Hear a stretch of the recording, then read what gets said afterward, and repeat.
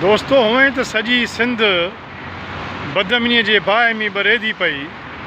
सिंध जो को भी शहर, को भी ॻोठ, को भी वस्ती सलामत न आहे जंहिं ते लोफरनि जो कब्ज़ो न हुजे। भोतारनि लोफरनि सजी सिंध तपाए छॾी आहे। पर आउं सिंध जे हिकिड़े अहिड़े शहर जो ज़िक्र थो कयां, ॻोठ इलाइक़े जो, जंहिं इलाइक़े जे माण्हुनि जो पाणी बि बंदि आहे, गैस बि बंदि आहे। उन इलाइक़े जा माण्हू सुख जो साहु नथा खणी सघनि। उन्हनि जूं मोटर साइकिलूं सलामत कोन्हनि, उन्हनि जो बनी ॿारो सलामत कोन्हे। ऐं उहो इलाइक़ो आहे जोही। जोही में हाणे बि पाणी जे लाइ तहरीक हले पई। जोहीअ वारनि सां मुसलसल ज़्यादती आहे।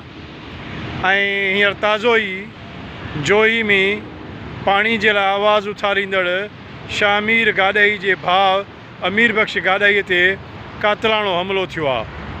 कातिलाणो हमिलो कंदड़ माण्हू बि पधिरा आहिनि, पर अञा ताईं पुलिस उन्हनि खे गिरफ़्तार न आहे करे सघी।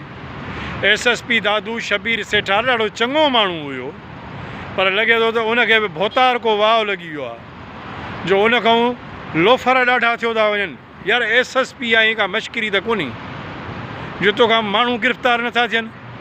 भोतारनि जा वाठा तोखां ॾाढा थी विया आहिनि। ख़ुदा खे मन शबीर सेठार साहिबु छो अहिड़ो थियो हुई बाबा? ऑफिसर हुई, मशकरी ही जा का ॻाल्हि आहे। लोफर तोखां ॾाढा आहिनि, उन लोफर खे गिरफ़्तार कर। चई लोफर अमीर बख़्श गाॾाईअ जे घर जे अॻियां हुनखे गोलियूं हणी वियूं। उहो हिकिड़ा अमन पसंदि ख़ानदान आहे। शामीर गाॾाई सिंध जो आवाज़ु आहे। शामीर गाॾाई जो ख़ानदान सिंध जो अमन पसंदि ख़ानदान आहे। अमन पसंदि माण्हुनि ते गोलियूं हलनि, तूं चुप कयो वेठो हुजी। यार ईअं न थियणु खपे।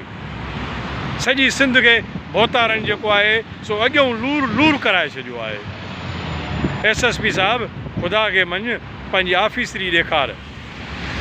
हे वॾेरनि ऐं भोतारनि जी ग़ुलामी कमु न ईंदई। ख़ुदा वटि इंसाफ़ आहे। जेकॾहिं तूं न कंदे इंसाफ़ त पोइ अलाह जी लठ तोते बि फिरंदी।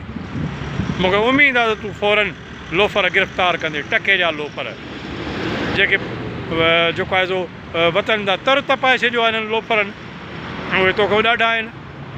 ऐं उमेदु कयां थो SSP शबीर साहिबु, तूं ऑफिसर आहीं, SSP आहीं, को मशकरी न आहीं जो तोखां पुलिस ऑफिसर लोफर तोखां ॾाढा थी वञनि। जो ही जे SHO खे ॾंडो ॾे, पाण ई लोफर गिरफ़्तार थींदा।